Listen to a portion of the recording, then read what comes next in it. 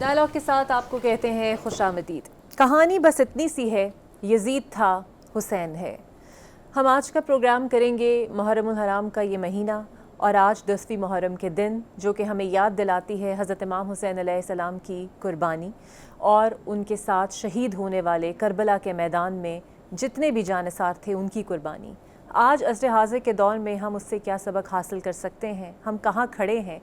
اور کیا ہم واقعی وہ فرض نبھا رہے ہیں، اسی پر ہم بات کریں گے۔ میرے ساتھ میرے مہمان موجود ہوں گے، آپ انہیں ہمیشہ سے سنتے بھی ہیں اور ان کی باتیں سمجھتے بھی ہیں اور دین کی بھی بات کرتے ہیں بہت ہی آسان الفاظ میں۔ ڈاکٹر طارق شریف زادہ صاحب، بہت شکریہ ڈاکٹر صاحب آپ کے وقت کا، اور علامہ اسید الرحمان صاحب بھی آج کے اس پروگرام میں میرے ساتھ موجود ہوں گے۔ سب سے پہلے ڈاکٹر صاحب، چونکہ آپ نوجوانوں کے حوالے سے بہت ہمیشہ بات کرتے ہیں اور کربلا کی ہسٹری کو دیکھا جائے تو جوان ہی جوان ہے،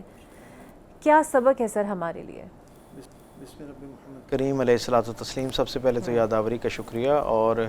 محرم الحرام کا چاند جیسے ہی طلوع ہوتا ہے تو شرق تا غرب مسلمہ سے وابستہ تمام افراد بالخصوص اور دنیا بھر کے سارے صاحبان حق، اہل حق جو ہیں وہ بالعموم حضرت امام حسین علیہ السلام اور ان کے جو رفقا ہیں ان کی قربانی کے حوالے سے اپنی مجالس کو، اپنی محافل کو ان کے ذکر سے آباد کرتے ہوئے نظر آتے ہیں۔ اور یہ ایک ایسا ماجرا پرور اور ایسا ہدایت آثار ذکر ہے کہ میں سمجھتا ہوں کہ جتنا تفصیل کے ساتھ اس کے اوپر بات کی جائے، جتنا تفصیل سے اس کی جزیات کو سمجھنے کی کوشش کی جائے، ہر اینگل پہ کسی نہ کسی درجے پہ خاص درجے کی ہدایت اور رہنمائی جو ہے وہ ہم تک پہنچ رہی ہوتی ہے۔ جہاں تک آپ کے سوال کا تعلق ہے، ہم دیکھتے ہیں کہ اہل اللہ کی پوری تاریخ ہی جو ہے وہ سرکار دو عالم صلی اللہ علیہ وسلم کی زندگی سے، حضرت آدم علیہ السلام سے لے کے رسول رحمت صلی اللہ علیہ وسلم کی زندگی تک ہم جتنا بھی احوال دیکھتے ہیں اس سارے میں ہمیں اہل حق جو ہیں وہ اللہ کی بارگاہ میں اللہ کے نظام کی بقا کے لیے اور اس کے دفاع کے لیے اپنی جانیں، اپنے مال، اپنے اسباب، اپنا تشخص، اپنی آسائشیں قربان کرتے ہوئے نظر آتے ہیں۔ اور یہ واقعہ کربلا کا جو ہے، میں یہ سمجھتا ہوں کہ یہ اپنے اندر اس اعلیٰ درجے کی یعنی قربانی کی بے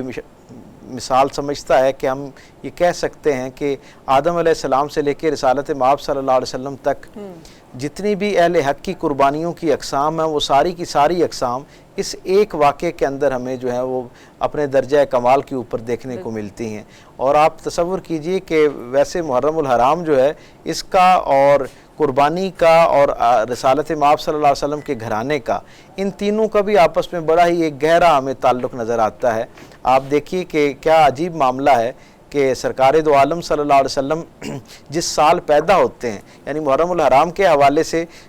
اس کے چاند طلوع ہوتے ہی حضرت عمر فاروق رضی اللہ تعالیٰ عنہ سے منسوب ان کی شہادت کے حوالے سے تذکرہ جو ہے وہ زیر بحث ہوتا ہے، اور پھر اس کے بعد جو واقعہ کربلا ہے وہ بہت تفصیل کے ساتھ لوگوں کے مجالس کا، محافل کا حصہ بنتا ہے۔ لیکن جب ہم اسے بہت غور سے دیکھتے ہیں تو ہمیں اندازہ ہوتا ہے کہ جو محرم الحرام ہے اس کا اہل بیت اطہار کا اور اللہ کی رضا کو پانے کے لیے قربانی پیش کرنے کا، ان تین چیزوں کا آپس میں بڑا گہرا اور عجیب ماجرا پرور سا آپس میں تال میل ہمیں نظر آتا ہے۔ میں عرض کر رہا تھا کہ جس سال سرکار دو عالم صلی اللہ علیہ وسلم دنیا میں تشریف لائے، جسے عام الفیل کہتے ہیں، ہاتھیوں کے اس واقعے کی نسبت جو ابرہہ کی شکل میں وہاں سے اللہ کی نشانی یعنی کعبۃ اللہ کو منہدم کرنے کے لیے چڑھائی کرتا ہوا نظر آتا ہے، اور انسانی تاریخ میں پہلی مرتبہ ایسا واقعہ درپیش ہوتا ہے کہ اللہ کی اس اتنی نمایاں ترین نشانی کو ختم کرنے کے لیے طاغوت جو ہے وہ اپنی پوری قوت کے ساتھ، اہتمام کے ساتھ، تیاری کے ساتھ ادھر آتا ہوا نظر آتا ہے۔ تاریخ بتاتی ہے کہ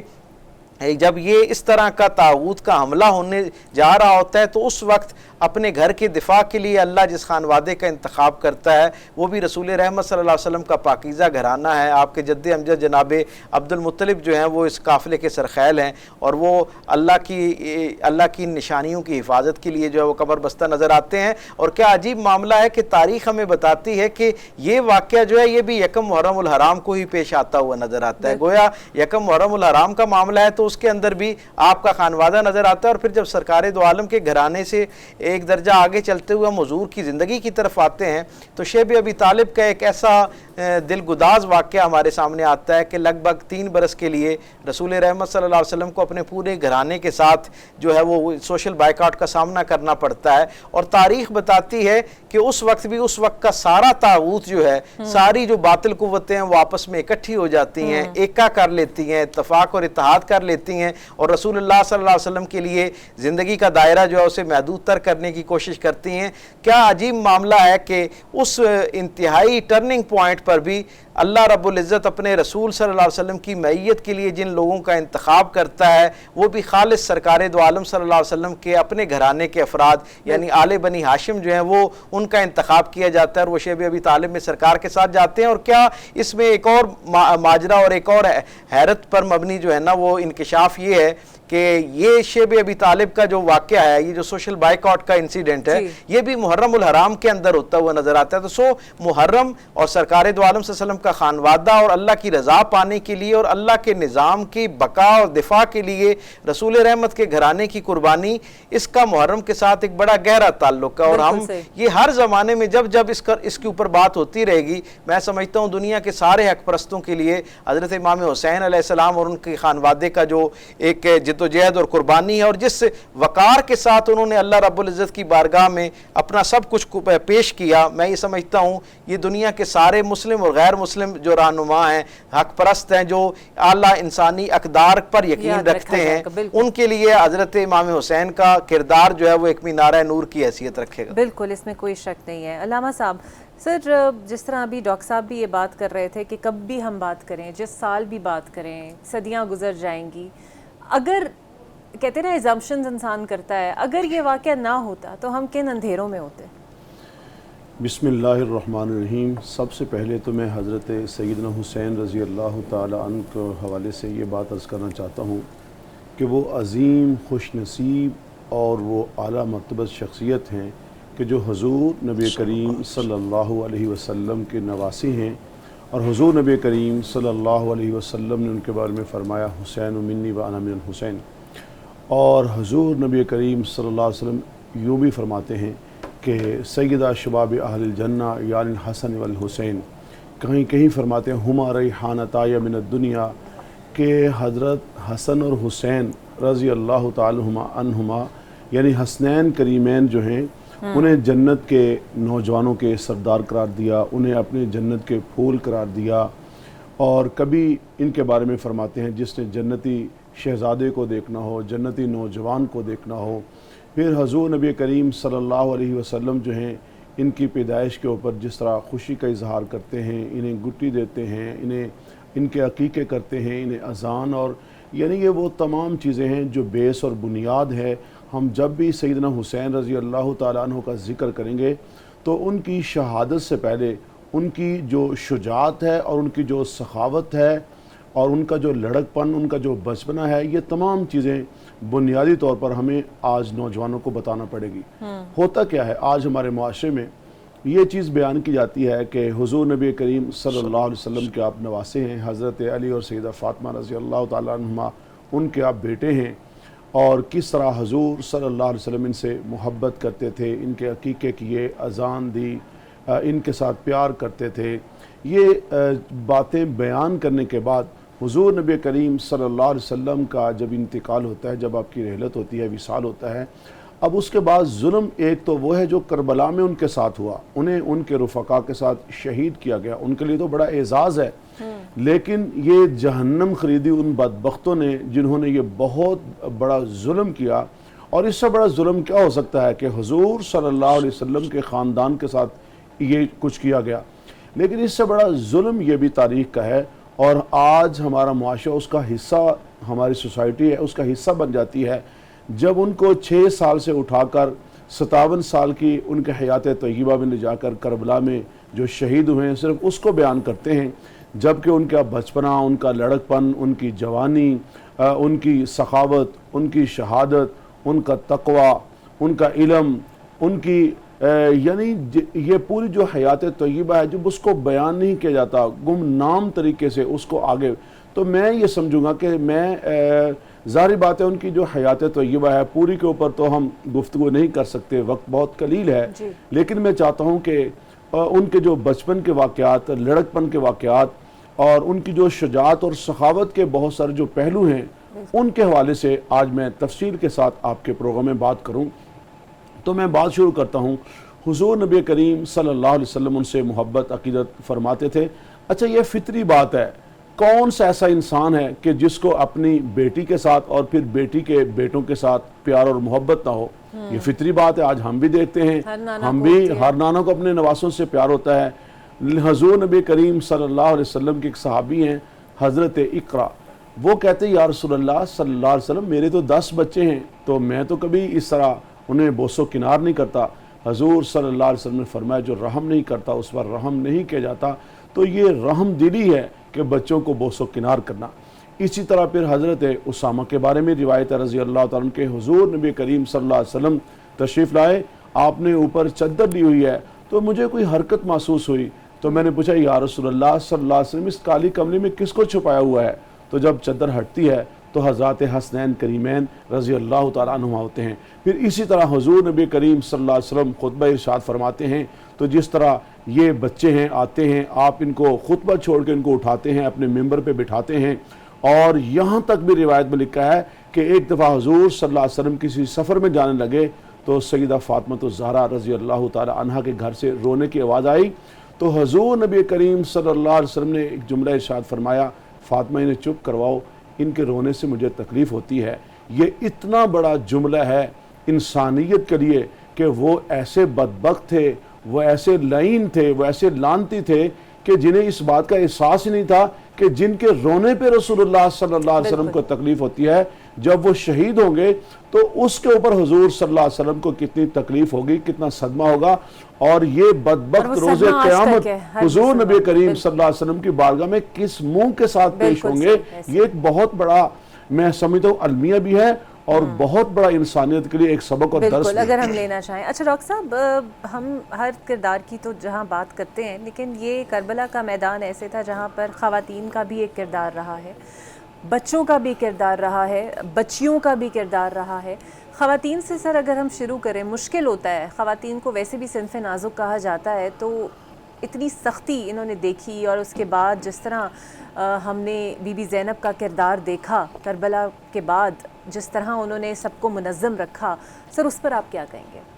دیکھیں یہ خانوادہ جو ہے نا، کیونکہ یہ قربانی اتنی عظیم الشان ہے، اور اس قربانی کا پس منظر ذرا آپ ایک لمحے کے لیے دیکھیں، اس سے آپ کو اس کی اہمیت کا اندازہ ہوگا، اور پھر جب ہم اس کی اہمیت کو جان لیں گے تو ہمیں اسے سمجھنا آسان ہو جائے گا کہ اس کے لیے تربیت کا کیسا اعلیٰ نظام اللہ کی طرف سے مرتب کیا گیا۔ یعنی آپ یہ دیکھیے، آدم علیہ السلام سے لے کے رسالت مآب صلی اللہ علیہ وسلم تک دنیا کے جتنے حق پرست تھے، انبیاء و مرسلین سمیت اہل اللہ جتنے آئے، ان سب کی خواہش اور خواب یہ رہا کہ اس اللہ کی دھرتی کے اوپر اللہ کا نظام جو ہے اس کا عملی صورت میں اس کا نفاذ کیا جائے۔ پھر وہ خوش نصیب گھڑی آئی، آسمان کی خوش نصیب آنکھوں نے وہ منظر دیکھا جب اللہ کی منشا کے عین مطابق اللہ کا نظام اللہ کی دھرتی پر سرکار رسالت مآب صلی اللہ علیہ وسلم کے وجود اطہر کی برکت سے اللہ تعالیٰ اس کا نفاذ کرتا ہے، اور ایک نظام جو ہے وہ مرتب کر لیا جاتا ہے۔ اور آپ یہ دیکھیں کہ پھر اس نظام کے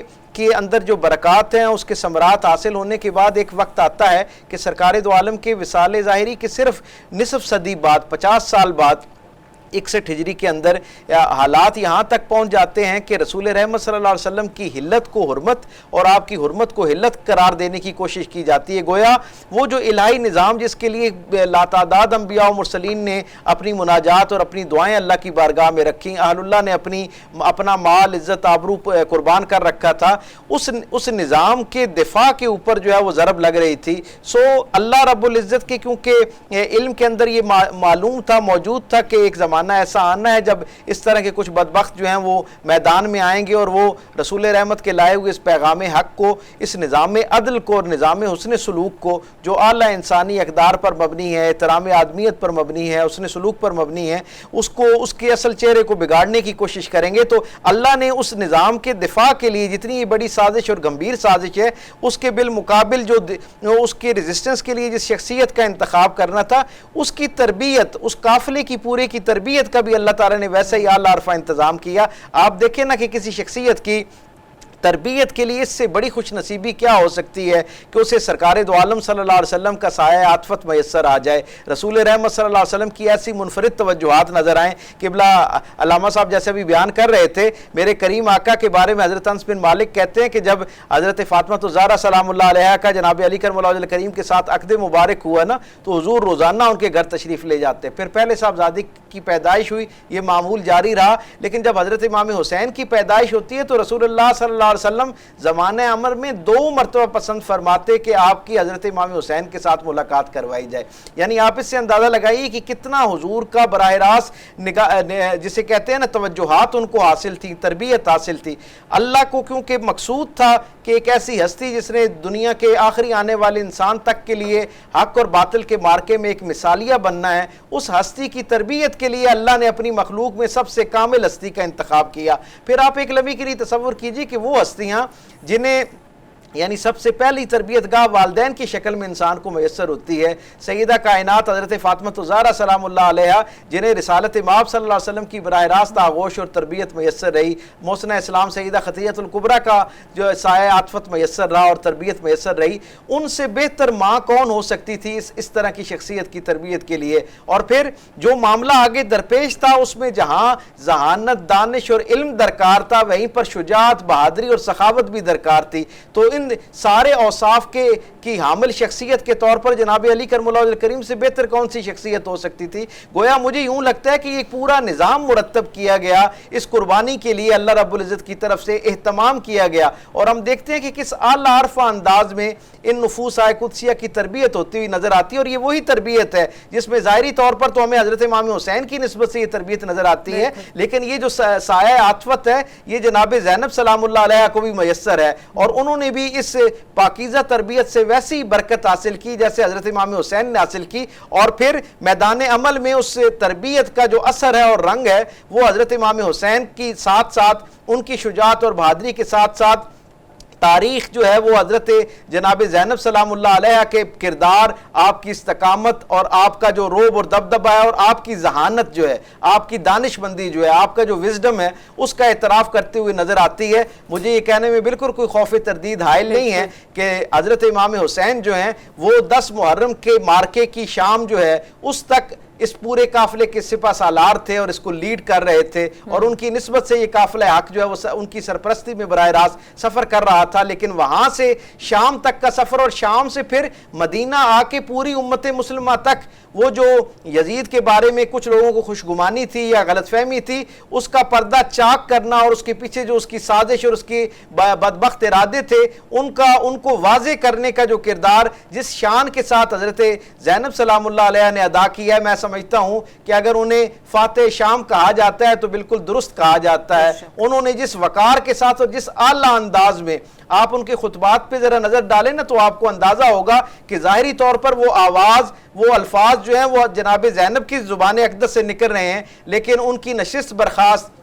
اس کے اندر اللہ کے ساتھ تعلق کی نسبت سے، برکت سے جو جلال ہے وہ حضرت علی کرم اللہ وجہ الکریم کی زبان جیسے الفاظ اس کے اندر تاثیر نظر آتی ہے۔ اور وہ آپ دیکھیں بہت مختصر خطبات ہیں، لیکن ان خطبات کے اندر اتنی جامعیت ہے کہ دنیا بھر کے سارے مظلوموں کے لیے اس میں روشنی کافی ہے، اور ہر زمانے کے لوگوں نے اس قربانی سے اور ان کرداروں سے اپنے اپنے انداز میں روشنی لی ہے۔ ماضی قریب کی ایک بہت معتبر اور نامور شخصیت جناب نیلسن منڈیلا، جن کی حریت پسندی، آزاد فکری جو ہے اس پر دنیا کے سارے غیر متعصب انسان جو ہے ان کا اتفاق ہمیں ملتا ہے۔ وہ خود اپنی biography long way to the freedom کے اندر لکھتے ہیں کہ جب میں بہت دیر تک قید تنہائی میں رہا تو جب 23واں برس میرا قید تنہائی کا شروع ہوا، گویا آخری سال شروع ہوا، تو مجھے کچھ اپنے ارادے کمزور ہوتے ہوئے نظر آئے، اور وہ کہتے ہیں کہ پھر کئی راتیں ایسی گزری جن میں مجھے یہ خیال آتا کہ آج صبح جو اکلوتا آدمی جس سے میری آنکھیں چار ہونی ہیں، جو خاموشی سے میرے پاس کھانا رکھ کے جاتا ہے، اسے میں کہوں گا کہ میرا جو حکمران ہے، مقتدر قوتیں ہیں، گویا طاغوت کی جو قوتیں ان سے میرا مکالمہ بحال کروائے، میری طرف سے آفر کرے۔ لیکن وہ کہتے ہیں رات بھر میں یہ سوچتا رہتا، اور پھر نہ جانے سورج کے طلوع ہوتے ہی اس کی ابتدائی کرنوں میں میرے سامنے حضرت امام حسین اور ان کے پاکیزہ گھرانے کی قربانی کا منظرنامہ کھلنا شروع ہو جاتا، اور میں دیکھتا کہ ایسا عظیم الشان گھرانہ جن کی تعظیم، جن کا وقار، جن کا تقوی، جن کا علم، جن کی حیثیت، سماجی حیثیت، دینی حیثیت، معاشرتی حیثیت ہر حوالے سے جو بے مثل اور بے مثال تھے، اگر وہ حق کو قائم رکھنے کے لیے اور حق کے دفاع کے لیے، اعلیٰ انسانی اقدار کی پاسداری کے لیے، اعلیٰ درجے کے انسانی حقوق جو اللہ کی طرف سے انسانوں کے لیے متعین کیے گئے ہیں ان کے دفاع کے لیے، اگر ایسی عظیم المرتبت ہستی اپنے یعنی 18 برس کے نوجوان سے لے کر اپنے گھر کی بزرگ خواتین سے لے کر معصوم بچیوں اور معصوم 6 ماہ کے بچوں تک کو اپنے ساتھ لے کر میدان عمل میں اتر سکتے ہیں، تو نیلسن منڈیلا کے پاس تو اپنی قوم کے دفاع کے لیے بہت سارے جواز موجود ہیں۔ وہ کہتے ہیں یہ خیال آتا جاتا اور میرے اپنے دل کے اندر سے ایک توانائی دوبارہ، ایک روشنی، امید، امنگ میرے اندر ابھرنا شروع ہو جاتی ہے، اور نتیجہ یہ ہوتا کہ میں اگلی صبح پہلے سے زیادہ توانائی کے ساتھ جو ہے وہ اپنے حق کے راستے کے اوپر کھڑا ہوا نظر آتا۔ اور تاریخ بتاتی ہے کہ جس دن انہیں آزادی میسر آئی، انہوں نے اپنے خطاب کے اندر بہت سارے جو زندہ موجود لوگ تھے ان کا شکریہ ادا کیا، اور ظاہری طور پر انہوں نے جانے والے لوگوں میں کچھ اپنے رفقا جو تھے جنہوں نے جانیں قربان کی ان کا ذکر کیا، اپنے والدین کا شکریہ ادا کیا جو دنیا سے چلے گئے تھے، اور پھر آخر میں اہتمام کے ساتھ نیلسن منڈیلا جیسا منصف مزاج آدمی یہ کہتا ہوا ہمیں نظر آتا ہے کہ میں ان سب کے شکریہ ادا کرنے کے بعد مسلمانوں کی اس عظیم المرتبت ہستی حضرت امام حسین کا شکریہ ادا کرنا ضروری سمجھتا ہوں کہ جن کے کردار نے بظاہری طور پر 1500 سال کی مسافت پر مجھے ایسی رہنمائی عطا کی ہے، مجھے ایسی قوت اور حوصلہ عطا کیا، اور مجھے ایسی یقین کی دولت عطا کی کہ میرے لیے 23 برس کی قید تنہائی اور یہ مشقت پر مبنی سفر جو ہے وہ آسان ہو گیا۔ تو حضرت امام حسین کا کردار ہر زمانے کے لوگوں کے لیے ایسی مشعل رہا ہے، چاہے وہ مسلم ہو چاہے غیر مسلم ہو، لیکن سوال ہے کہ رہنمائی حاصل کرنا چاہتا ہو۔ ایک بریک لے لیتے ہیں ناظرین، اور بریک کے بعد گفتگو کا سلسلہ آگے بڑھائیں گے۔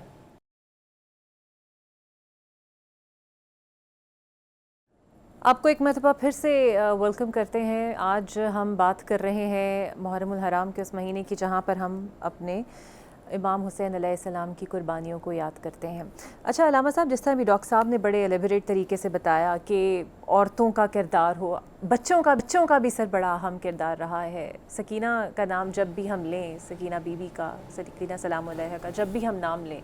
تو ایک ایسا امیج ہمارے ذہن میں ابھرتا ہے کہ دل بھی تڑپ اٹھتا ہے، لیکن پھر ہمیں یہ بھی نظر آتا ہے کہ جہاں پر بڑے سے لے کے جوان سے لے کے سب میں بہادری ہے، شجاعت ہے، وہاں پر ایک چھوٹے سے بچی کے اندر بھی، علی اصغر کے اندر بھی ایک بہادری ہمیں نظر آتی ہے، شجاعت نظر آتی ہے۔ دیکھیں، ابھی بات ڈاکٹر صاحب بڑے خوبصورت انداز میں بات کر رہے تھے، تو میں بنیادی طور پر ایک بات عرض کرنا چاہتا ہوں کہ حضور نبی کریم صلی اللہ علیہ وسلم کی حیات طیبہ سے لے کر آج کے دن تک، اور آج کے دن سے لے کر قیامت تک جو بھی انسان حضور نبی پاک صلی اللہ علیہ وسلم سے محبت، عقیدت رکھتا ہے، وہ آج بھی اور قیامت تک بھی حضور نبی پاک صلی اللہ علیہ وسلم کے اہل بیت ہوں، صحابہ اکرام ہوں، سب کے ساتھ محبت اور عقیدت رکھتا بھی ہے، اور وہ رکھے گا بھی۔ حضور نبی پاک صلی اللہ علیہ وسلم سے محبت کرنے والے اس دور میں بھی حضرت حسین کے محبت کرنے والے تھے، آج کے دور میں بھی ان سے محبت کرنے والے ہیں۔ جیسے میں بات کر رہا تھا کہ حضور نبی پاک صلی اللہ علیہ وسلم نے ان کی تربیت بنیادی طور پر فرمائی۔ حضور نبی پاک صلی اللہ علیہ وسلم کے جو دور کے بعد خلفاء راشدین کا دور آتا ہے، حضرت ابوبکر صدیق ہیں، حضرت عمر ہیں، وہ ان سے محبت کرتے تھے، بلکہ ان کی تعظیم کرتے تھے، ان کی تکریم کرتے تھے۔ بہت ساری ایسی روایت ہیں جن میں حضرت ابوبکر صدیق کبھی کہتے ہیں حسین بیٹے آپ کو کوئی چیز چاہیے مجھے بتاؤ، اپنی نانی ام المومنین سیدہ عائشہ صدیقہ کے بارے میں کہا ان کو بتاؤ۔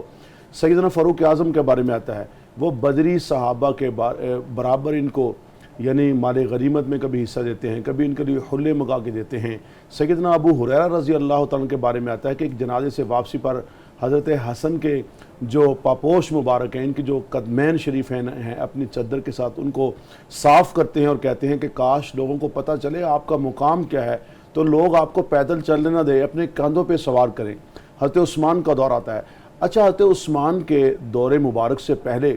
بچپن تھا، لڑکپن تھا، اب اس جوانی کا دور آیا، اور یہ شجاع ابن شجاع تھے۔ حدیث پاک میں آتا ہے حضور صلی اللہ علیہ وسلم نے فرمایا کہ حسین جو ہیں یہ شجاع ابن شجاع ہیں، باپ بھی بہادر ہیں، بیٹا بھی بہادر ہے۔ حضرت عثمان کے دور میں ایک تو انہوں نے قرآن کریم سیکھا، حضرت علی مرتضیٰ سے انہوں نے حدیث سیکھی، فقہ سیکھی، اور یہ تمام علوم سیکھے، اور اس کے ساتھ ساتھ گھوڑ سواری سیکھی، تیر اندازی سیکھی۔ اور حضرت عثمان غنی رضی اللہ تعالیٰ کے دور مبارک میں میں جب پڑھتا ہوں میں حیران ہوتا ہوں کہ جتنی جنگیں ہوئی ہیں افریقہ کی جنگ ہو، طرابلس کی جنگ ہو، طبرستان کی جنگ ہو، نہاون کی جنگ ہو، کفسا کی جنگ ہو، قلعہ عجم ہو، یعنی یہ وہ تمام جو جنگیں تھیں، ان تمام جنگوں کے اندر جس طرح حضرت حسین نے اپنی شجاعت کے جو اپنا یعنی وہ جو ایک شجاعت کو منوایا ہے، آج اس کا بھی ہمیں ذکر کرنا چاہیے کہ حضرت اس فاروق اعظم کے دور میں جو 22 لاکھ مربع میل کے اوپر اسلامی ریاست تھی، اور حضرت عثمان کے دور میں 44 لاکھ مربع میل تک یہ ریاست پہنچتی ہے، تو اس میں جو حضرت حسین کا جو کردار ہے، آج اس کردار کو بھی بیان کرنے کی ضرورت ہے۔ اچھا، یہ تو ان کی شجاعت تھی، شجاعت کے ساتھ ساتھ ان کی سخاوت کے اتنے کتابوں میں واقعات ملتے ہیں، بہت سارے واقعات چونکہ بیان نہیں ہوتے۔ ایک دفعہ گزر رہے ہیں تو ایک آدمی ہے، پورا ریوڑ ہے اس کے سامنے بکریوں کا جا رہا ہے، تو وہ جو شخص ہے جب اس سے پتہ چلا کہ یہ حضور صلی اللہ علیہ وسلم کے نواسے ہیں، اس نے ایک بکری پیش کی تو اس سے پوچھتے ہیں کہ آپ کون؟ اس نے کہا جی میں تو غلام ہوں۔ تو کہا بیٹے پھر آپ یہ مجھے بکری کیوں دے رہے ہو؟ اس نے کہا میری خواہش یہ ہے کہ آپ حضور صلی اللہ علیہ وسلم کے نواسے ہیں، اپنی محبت عقیدت کا اظہار کرنا چاہتا ہوں۔ تو آپ صلی اللہ علیہ وسلم کے جو نواسے سخی اتنے تھے کہ اس کا دل رکھنے کے لیے اس سے بکری لے لی، اور فوراً اس کے آقا کے پاس گئے اور اسے کہا یہ سارے کا سارا جو ریوڑ ہے مجھے بیچ دو۔ وہ ریوڑ خریدا اور اس کے بعد کہا اس غلام کو بھی بیچ دو۔ جب اس غلام کو خریدا تو فرمایا بیٹے تم بھی آزاد ہو، اور یہ جو ریوڑ ہے میں تمہیں ہدیہ کرتا ہوں۔ یعنی ان کے سخاوت کے عالم۔ اور اس طرح اور بہت سارے واقعات ہیں۔ ایک باندی آتی ہے اور اس سے پوچھتے ہیں کہ بیٹے میں نے آپ کو 220 دینار دیے تھے تو وہ لا دو مجھے۔ وہ جو غلام باندی جو تھی وہ کہتی ہے کہ پریشان ہو جاتی ہے، اور اس کے چہرے کے جو اثرات تیور دیکھ کر پوچھتے ہیں کیا ہوا؟ کہتی گم ہو گئے ہیں۔ تو آپ نے ارشاد فرمایا کوئی بات نہیں، اگر اللہ تعالیٰ کی ذات چاہے گی اور دے دے گی۔ تھوڑی ہی دیر میں کہ ایک بندہ آتا ہے 400 دینار پیش کرتا ہے خدمت میں، تو آپ دیکھیں ان کی سخاوت۔ 220 دینار اس بچی کو دیے، کہا بیٹی یہ رکھ لو، باندھی ہے یہ یعنی کام آئیں گے۔ اور 180 جو دینار تھے سونے کے سکے وہ اس بچی کو یہ دیتے ہوئے ہدیہ کر دیے کہ یہ جو تجھے پریشانی ہوئی ہے تو اس کا یہ ہدیہ رکھ لو۔ آپ اندازہ لگائیں ان کی سخاوت کیا ہے۔ اور اس طرح ایک غلام دسترخوان پہ بیٹھے ہوئے ہیں، کھانا لے کے آتا ہے، ان کی جو چہرے کا جلال تھا، ان کا جو حسن و جمال تھا، اس کو دیکھ کر بے ساختہ وہ جو اس کے ہاتھ میں جو سالن تھا وہ گرتا ہے، فوراً وہ دیکھتا ہے ان کے چہرے کے جلال کو، اور فوراً کہتا ہے کہ جی جو وہ آیت پڑھتا ہے وَالْقَاظِمِينَ الْغَيْظَ، ایمان والے اپنے غصے کو پی جاتے ہیں۔ تو حضرت حسین رضی اللہ عنہ جب یہ سنتے ہیں آیت تو مسکرا کے کہتے ہیں کہ میں اپنے غصے کو پی چکا ہوں۔ وَالْعَافِينَ عَنِ النَّاسِ، وہ لوگوں سے عافیت سے پیش آتے ہیں۔ تو فرمایا بیٹے میں تجھے معاف کرتا ہوں۔ اس نے کہا وَاللَّهُ يُحِبُّ الْمُحْسِنِينَ، تو آپ نے فرمایا بیٹے تمہیں آزاد کرتا ہوں۔ اچھا، میرے بات کرنے کا مقصد یہ ہے کہ یہ جو ان کے علوم جو ہیں، ان کے جو ان کی جو سخاوت جو ہے، ان کی جو شجاعت ہے، اور پھر اس طرح حضرت علی المرتضیٰ کا دور آتا ہے تو اس کے اندر بھی جس طرح یہ حضرت علی المرتضیٰ کے ساتھ کھڑے رہے، اور یہ جو خلفائے راشدین کا دور ہے حضرت ابوبکر عمر عثمان کا، اس میں سب سے جو کٹن راستہ تھا، جو بڑی آزمائش کا وقت تھا، وہ حضرت علی المرتضیٰ کی خلافت کا وقت تھا، جب ایک طرف حضرت معاویہ ہیں اور وہ قصاص عثمان رضی اللہ عنہ کا مطالبہ کر رہے ہیں، بار بار جنگ صفین ہوتی ہے، تو ان معاملات کے اندر بھی یہ ان کے ساتھ ٹھہرے رہتے ہیں۔ یہ ان کی شجاعت ہے۔ تو میں یہ سمجھتا ہوں کہ آج وقت ہے ہم ان کی بچپن کو، ان کے لڑک پن کو، ان کی سخاوت کو، ان کی شجاعت کو، بالخصوص عثمان کا جو دور ہے، اور پھر اس سے چل کر جو ان کی شہادت ہے، اس شہادت کے وقت میں کربلا کے میدان میں پہنچ کر بھی نماز کو نہیں چھوڑ رہے، قرآن کو نہیں چھوڑ رہے، حق گوئی کو نہیں چھوڑ رہے، رحم دلی کو نہیں چھوڑ رہے۔ آپ اندازہ لگائیں وہاں سے ظلم کی انتہا ہو رہی ہے، لیکن یہاں پر پھر بھی علم ہے، تو ان کی پوری جو حیات طیبہ بالکل واضح ہے۔ تو مجھے موقع دیجیے گا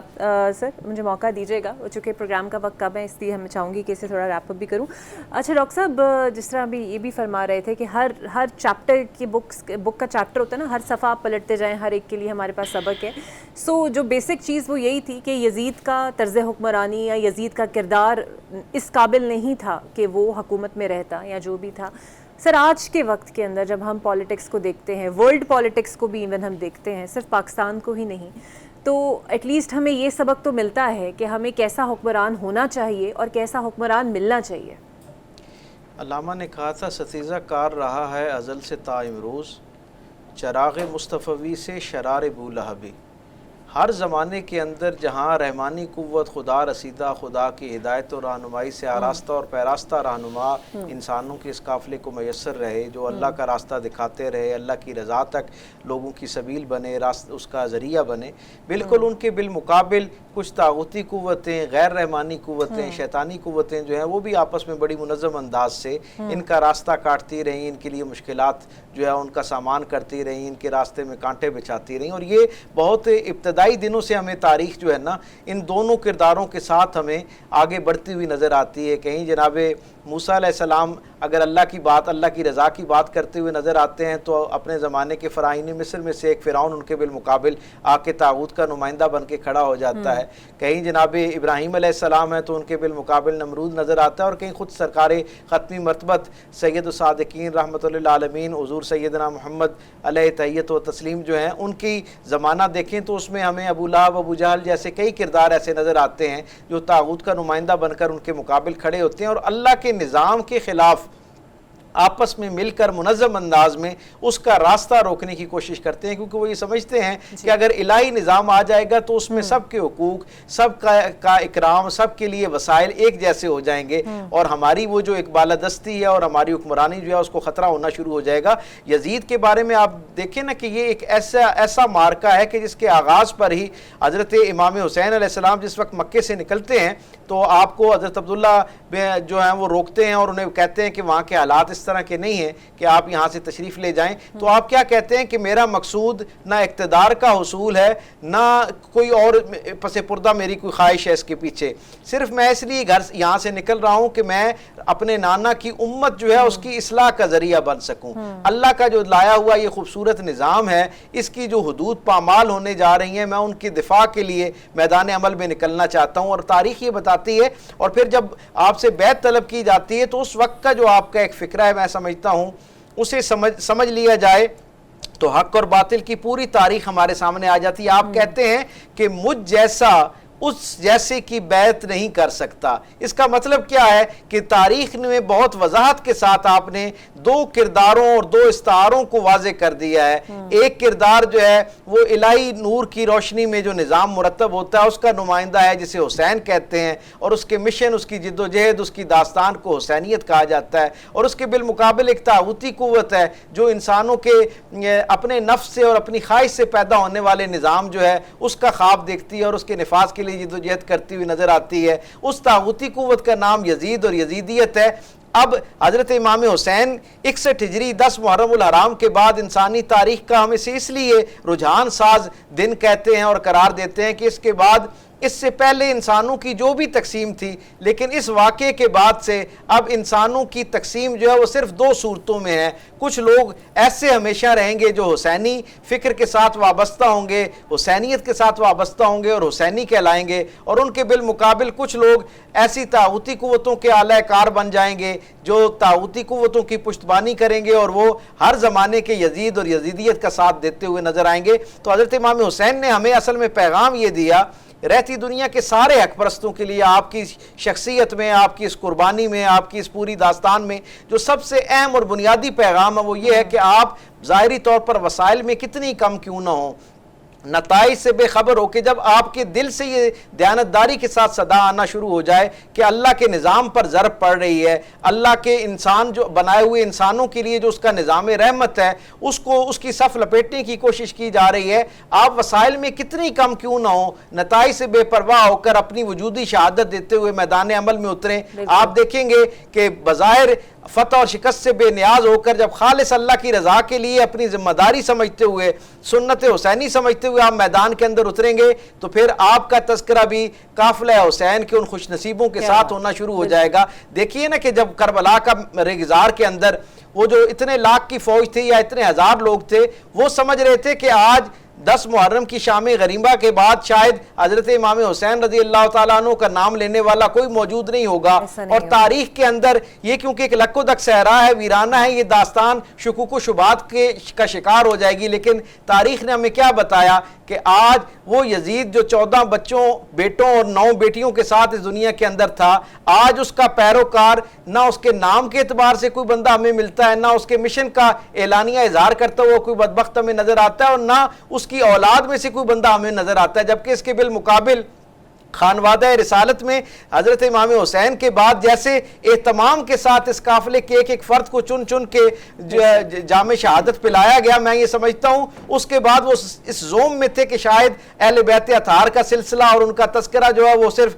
کتابوں تک محدود رہ جائے گا، لیکن اللہ نے اس گھرانے کو کتنی برکت دی کہ آج پوری دنیا کے اندر کسی آدمی کو یزید کے نام سے پکارا جائے تو وہ اسے گالی سے کم تصور نہیں کرتا، اور اس کے بالمقابل ہر دوسرا شخص جو ہے وہ اپنا اور اپنی اولاد کا نام حسین رکھتے ہوئے فخر محسوس کرتا ہے۔ تو حقیقت میں یہ 2 استعارے ہیں، حسین اور یزید 2 استعارے ہیں، ایک حق کا اور ایک باطل کا، ایک رحمانی قوت کا اور ایک طاغوتی قوت کا، رہتی دنیا تک آخری سورج طلوع ہونے تک میں یہ سمجھتا ہوں کہ یہ مارکہ جاری رہنا ہے، اور بالآخر اللہ رب العزت کی حتمی نصرت، اللہ کی طرف سے حتمی عزت جو ہے وہ حسینی قافلے کا مقدر ہے، اور انشاءاللہ العزیز ایسا ہی ہوگا۔ اور جہاں جہاں مسلمان ہیں وہاں دیکھتے ہیں کہ 9ویں اور 10ویں محرم کو ہر آنکھ اشکبار بھی ہوتی ہے اور ہر دل خون کے آنسو ہی روتا ہے، صرف 9ویں 10ویں محرم کو نہیں، یہ دکھ ہمیشہ ہی تازہ رہتا ہے۔ بہت شکریہ آپ کا ڈاکٹر صاحب، اور بہت شکریہ علامہ صاحب آپ کا۔ ہم نے تھوڑی سی یہ کوشش کی کہ آج کے دن ہم اصل میسج جو ہے 10ویں محرم کا یا 9ویں محرم کا وہ جان سکیں اور اپنی زندگیوں کو کچھ بہتر کر سکیں، اس کے ساتھ ہی کہ یزید تیرا تخت و تاج 2 گھڑی کا تھا، ہے آج بھی دلوں پر حکومت حسین کی۔ مجھے اجازت دیجیے، اللہ حافظ۔